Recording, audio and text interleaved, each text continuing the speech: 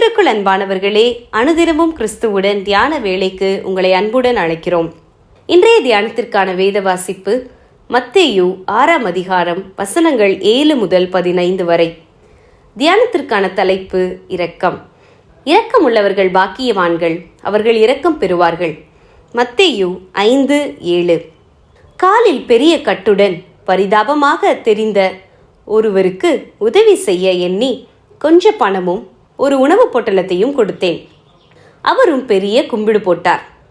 என் வேலையை முடித்துக்கொண்டு அதே வழியாக வந்தபோது அதே மனிதர் காலில் கட்டும் இல்லை, போதாதற்கு புகைப்பிடித்து கொண்டு உட்கார்ந்திருந்தார். இவருக்கா நான் இறங்கினேன் என்று என்னை நானே கடிந்து கொண்டேன் என்றார் என் நண்பர். இரக்கம் காட்டுவதிலும் சில சமயம் நாம் ஏமாற்றப்பட்டாலும் வேத சத்தியம் சத்தியமே. இந்த பாக்கிய வசனம் வேதாகமம் முழுவதுமே இலையோடி இருக்கிறது.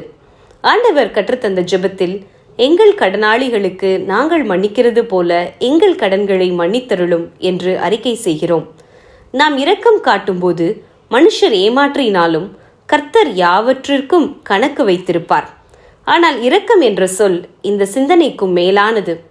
அதன் மூல மொழியின் அர்த்தமானது ஒரு மனிதனுடைய வெளித்தோற்றம் மாத்திரமல்ல, குறித்த நபரின் தோளுக்குள் நுழைந்து சதையோடு சதையாக இணைந்து அவருடைய இருதயத்துக்குள் நுழைந்து அந்த நபருடைய உண்மை நிலையை நாமும் அனுபவித்து அவருக்கு நாம் கொடுக்கின்ற ஆறுதலோ பண உதவியோ சரீர உதவியோ மாத்திரமல்ல, அந்த நபரோடு நபராக இணைந்து நின்று அவரை நிமித்திவிட நம்மால் ஆனவற்றை செய்வதுதான் என்றிருக்கிறது. பிரிட்டிஷ் மகாராணி விக்டோரியா அவர்களை யாரும் அறியாமல் இருக்க முடியாது. உலகின் பல தேசங்களை கட்டி ஆண்ட பெயர் பெற்ற மகாராணி அவர்கள். அவரது கணவர் இறந்த அதே நாட்களில் அவருடைய உற்ற சிநேகிதி ஒருவருடைய கணவரும் இறந்து விட்டாராம். அந்த சிநேகிதி தனது இழப்பிலிருந்து வெளிவர மிகவும் கஷ்டப்படுகிறார் என்று கேள்வியுற்ற மகாராணி தன் சிநேகிதியை பார்க்க சென்றாராம். இவரை கண்ட அந்த சிநேகிதி தன் இருக்கையிலிருந்து எழுந்திருக்க பிரயாசப்பட்டிருக்கிறார். அப்போது மகாராணி தனது சிநேகிதியை அமரச் செய்து, நான் இப்போது மகாராணியாக வரவில்லை.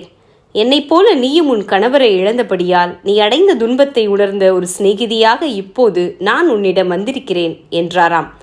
சர்வத்தையும் படைத்து அரசாளுகிற ஆளுமையின் தேவன் தமது ராஜரீகத்துடன் நம்மிடம் வரவில்லை. நமது வேதனையை அறிந்துணர்கின்ற ஒரு மனிதனாகவே வந்தார்.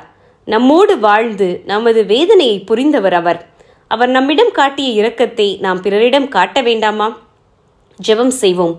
அன்பின் கர்த்தாவே, எங்களது உள்ளத்தின் வேதனைகளை புரிந்து நீர் எங்கள் மீது இரக்கம் காட்டியது போலவே மற்றவர்கள் வேதனைகளை அறிந்து நாங்களும் இரக்கம் பாராட்ட எங்களுக்கு அருள் செய்யும். ஆமேன்.